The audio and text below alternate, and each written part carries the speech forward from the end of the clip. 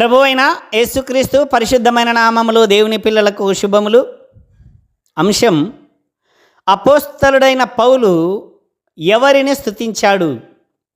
తండ్రి అయిన దేవునినా, యేసుక్రీస్తునా?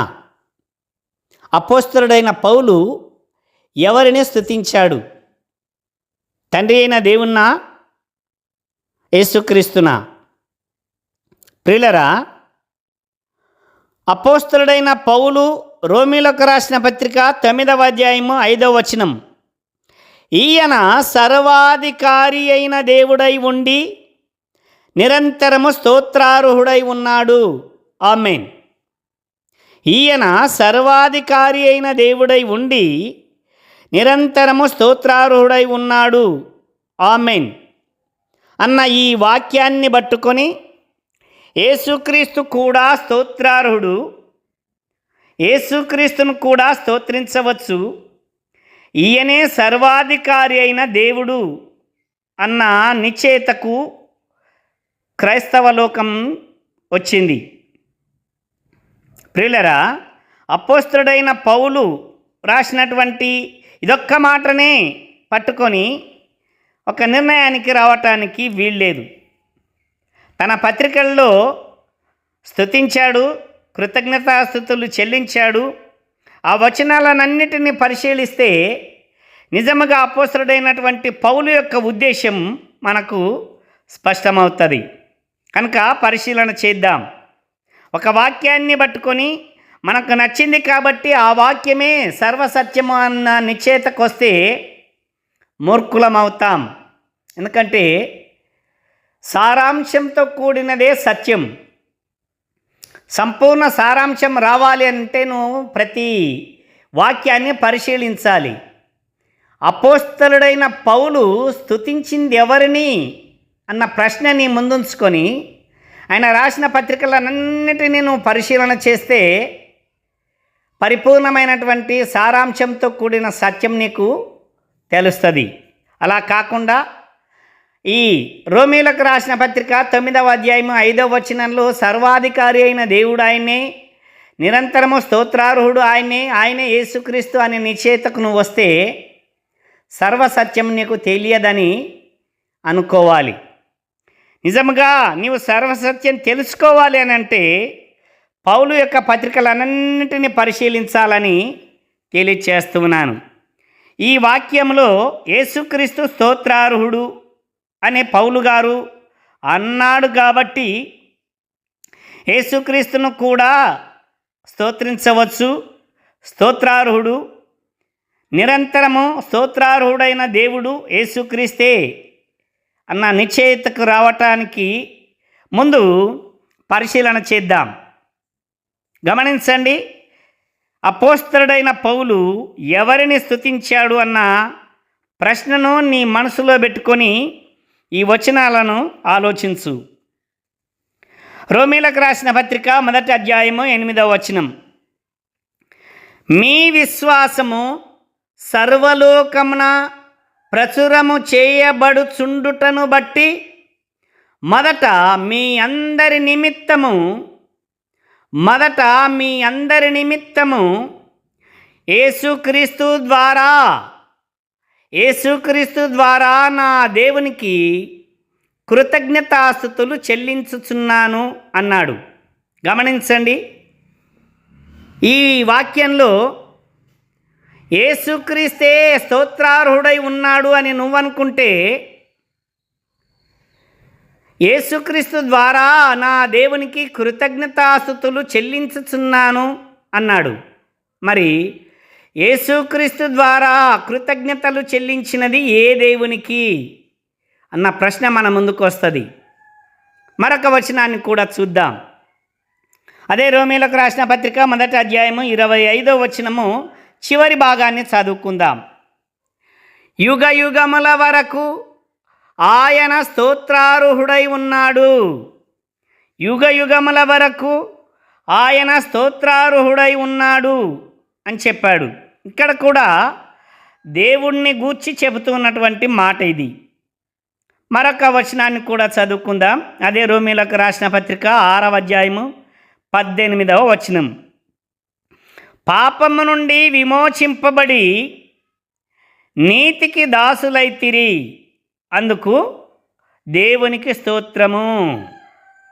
పాపము నుండి విమోచింపబడి నీతికి దాసులైతిరి, ఇందుకు దేవునికి స్తోత్రము అని అంటున్నాడు. ఇక్కడ కూడా యేసుక్రీస్తుకు కాక దేవునికి స్తోత్రాలు చెల్లిస్తున్నట్లు కనబడుతుంది.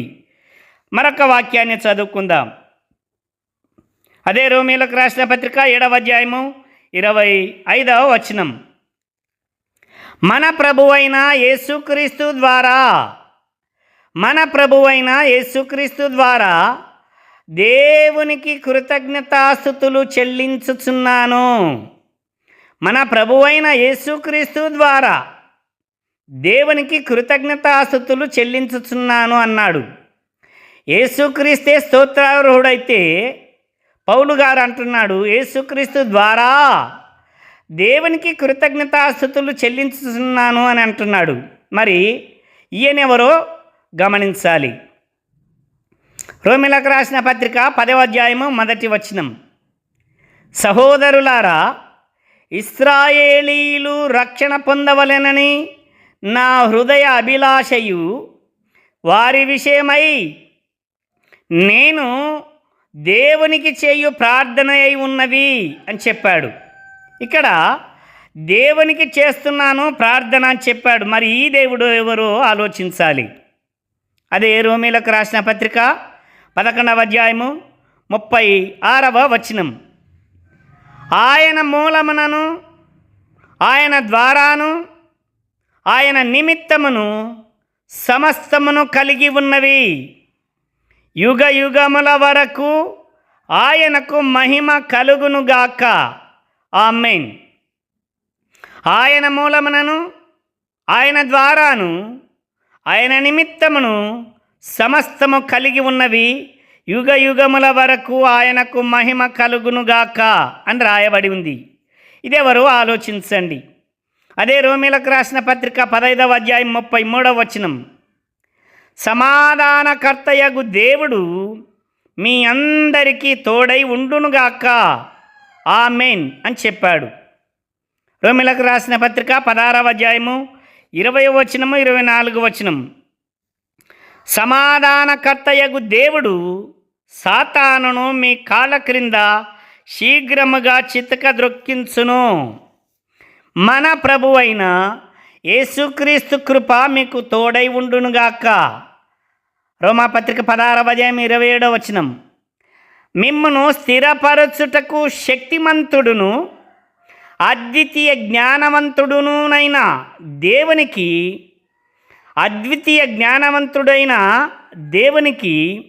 యేసుక్రీస్తు ద్వారా నిరంతరము మహిమ కలుగునుగాక. ఆమేన్ అన్నాడు. ఇక్కడ గమనించండి, అద్వితీయ జ్ఞానవంతుడైన దేవునికి అని చెప్పాడు. ఆ దేవునికి నిరంతరము మహిమ ఎలా కలుగుతుంది అంటే యేసుక్రీస్తు ద్వారా కలుగుతుంది అని చెప్పాడు. మనమేమో యేసుక్రీస్తే స్తోత్రార్హుడు, నిరంతరము ఆయన పూజార్హుడు అని చెబుతూ ఉన్నాం. పౌలు గారు యేసుక్రీస్తు ద్వారా దేవునికి నిరంతరము మహిమ కలుగునుగాక అంటున్నాడు ఈ వచనంలో. ఒక్కసారి ఆలోచించండి.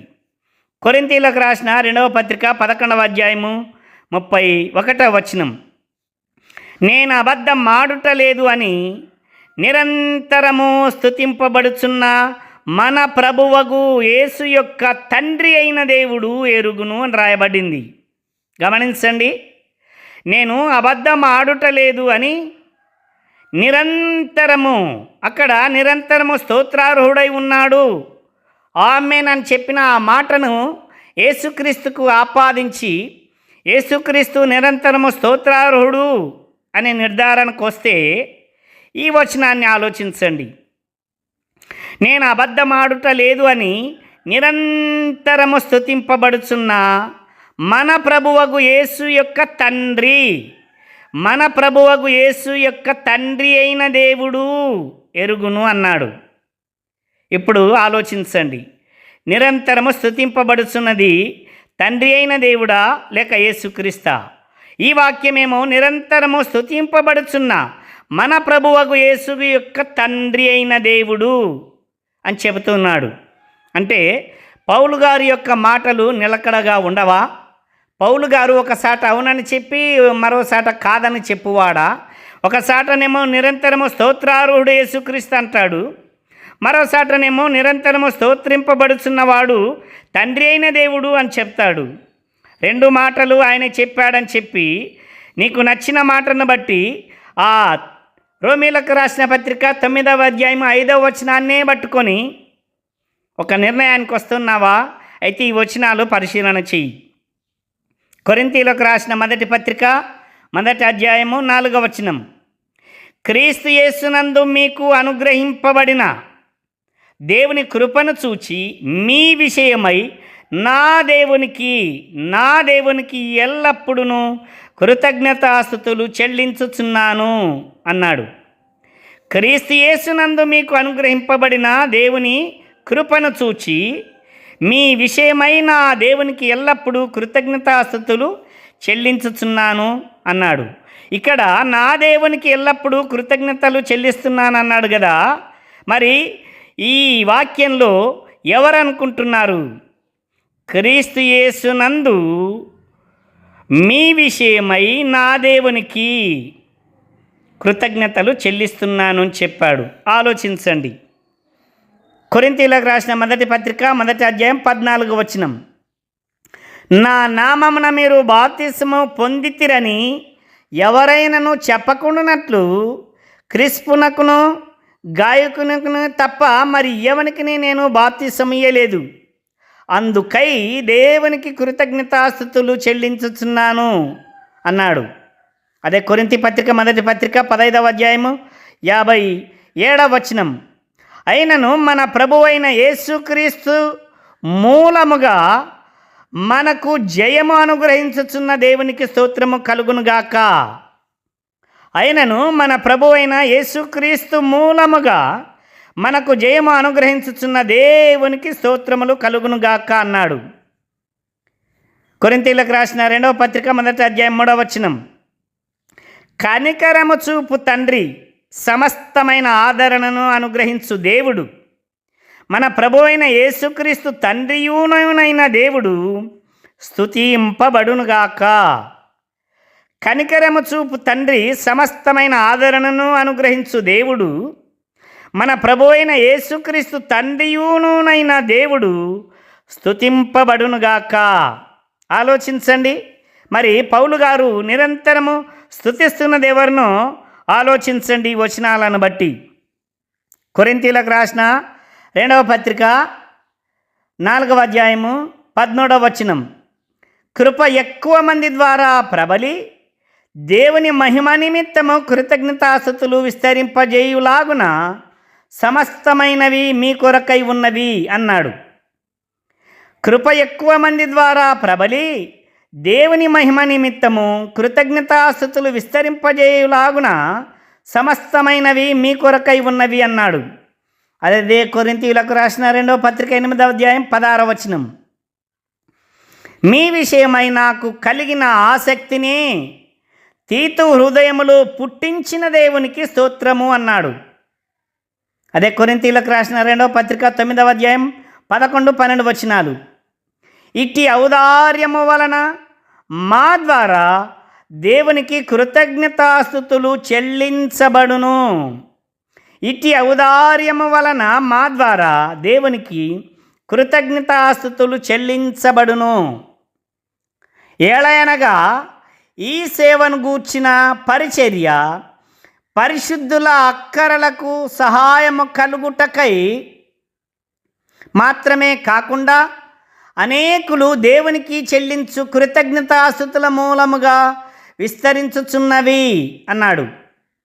గలతీయులకు రాసిన పత్రిక 1వ అధ్యాయం 5వ వచనం, దేవునికి యుగ యుగములకు మహిమ కలుగునుగాక.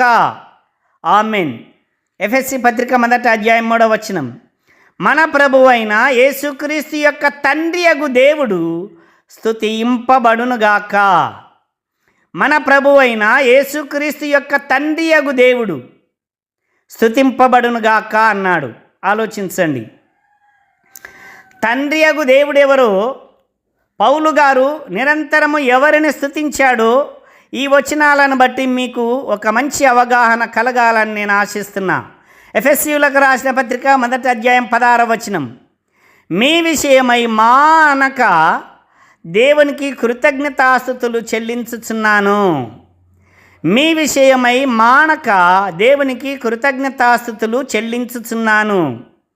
ఎఫెసీయులకు రాసిన పత్రిక 5వ అధ్యాయము 20వ వచనం 21వ వచనం, మన ప్రభువైన యేసుక్రీస్తు పేరట సమస్తమును గూర్చి తండ్రి అయిన దేవునికి ఎల్లప్పుడూ కృతజ్ఞతాస్తుతులు చెల్లించుచు క్రీస్తునందలి భయముతో ఒకరినొకడు లోబడి ఉండుడి అన్నాడు. ఆలోచించండి. మన ప్రభువైన యేసుక్రీస్తు పేరట సమస్తమును గూర్చి తండ్రి అయిన దేవునికి ఎల్లప్పుడూ కృతజ్ఞతాస్తుతులు చెల్లించుచు క్రీస్తునందలి భయముతో ఒకరికొకడు లోబడి ఉండుడి. ఫిలిప్పీలకు రాసిన పత్రిక 1వ అధ్యాయం 3వ వచనం, మొదటి దినము నుండి ఇది వరకు సువార్త విషయములో మీరు నాతో పాలివారై ఉండుట చూచి మీలో ఈ సత్క్రియను ఆరంభించిన వాడు యేసుక్రీస్తు దినము వరకు దానిని కొనసాగించునని రూఢిగా నమ్ముచున్నాను. గనుక మీ అందరి నిమిత్తము నేను చేయు ప్రార్థనలలో ఎల్లప్పుడూ సంతోషముతో ప్రార్థన చేయుచు నేను మిమ్మల్ని జ్ఞాపకము చేసుకొనినప్పుడెల్లను నా దేవునికి కృతజ్ఞతాస్తుతులు చెల్లించుచున్నాను. ఫిలిప్పీయులకు రాసిన పత్రిక 4వ అధ్యాయం 20వ వచనం, మన తండ్రి అయిన దేవునికి యుగ యుగములకు మహిమ కలుగునుగాక. మన తండ్రి అయిన దేవునికి యుగ యుగములకు మహిమ కలుగునుగాక.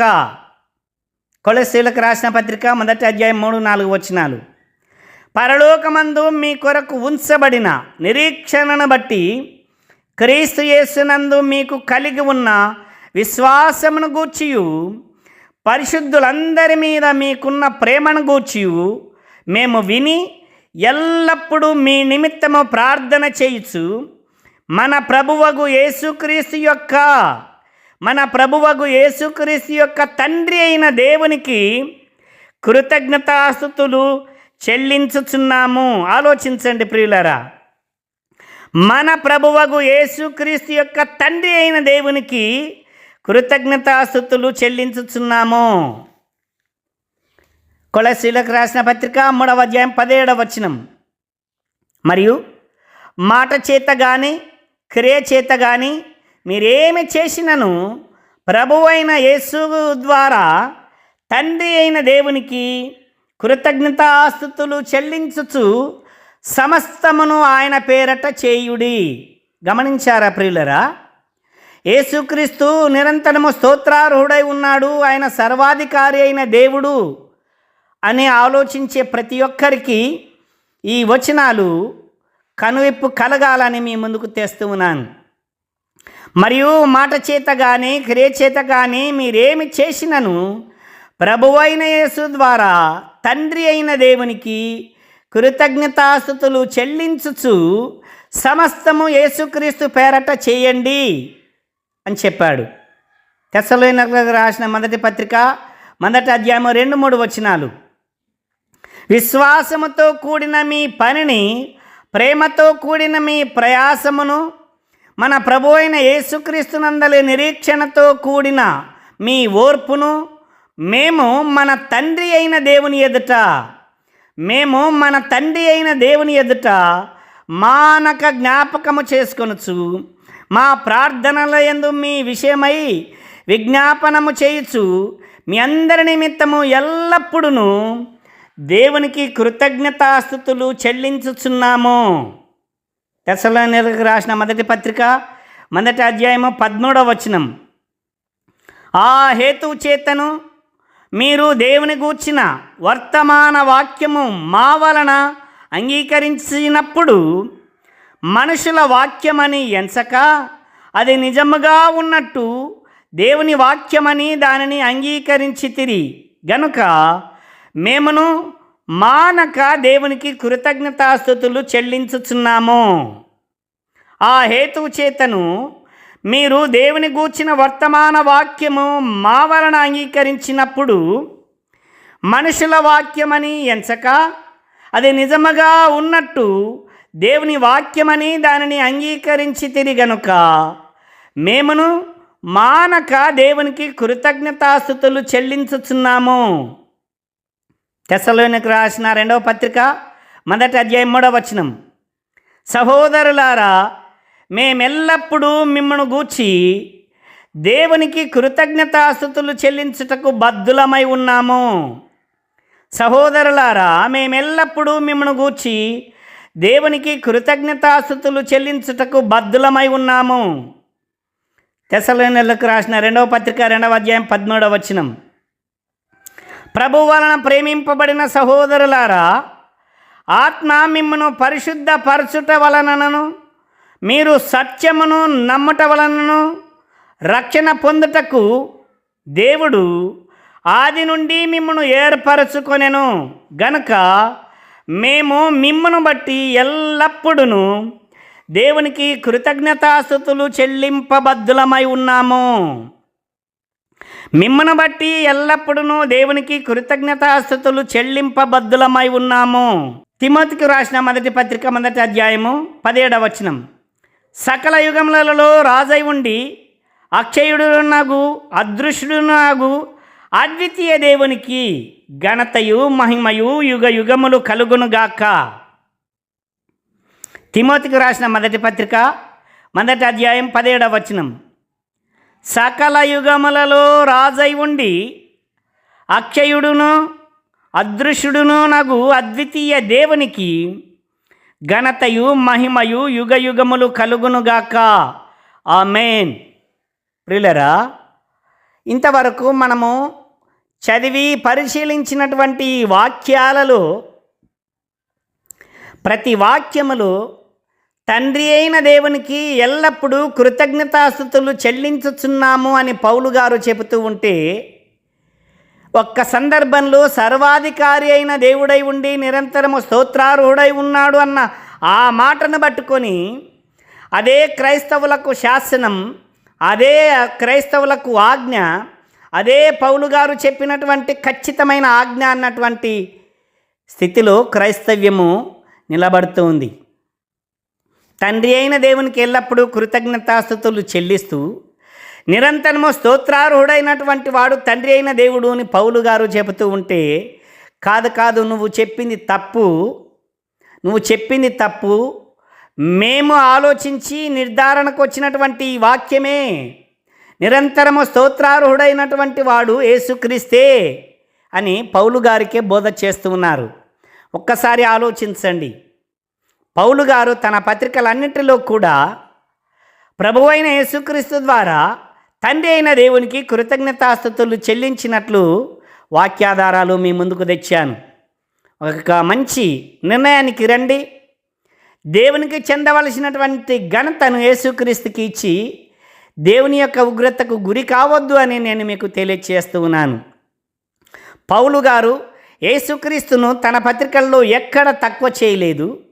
ఆయన సంపూర్ణంగా తండ్రి అయిన దేవునికి కలగవలసిన మహిమను అందించుటలో యేసుక్రీస్తు ద్వారా తండ్రిని గణపరిచాడు.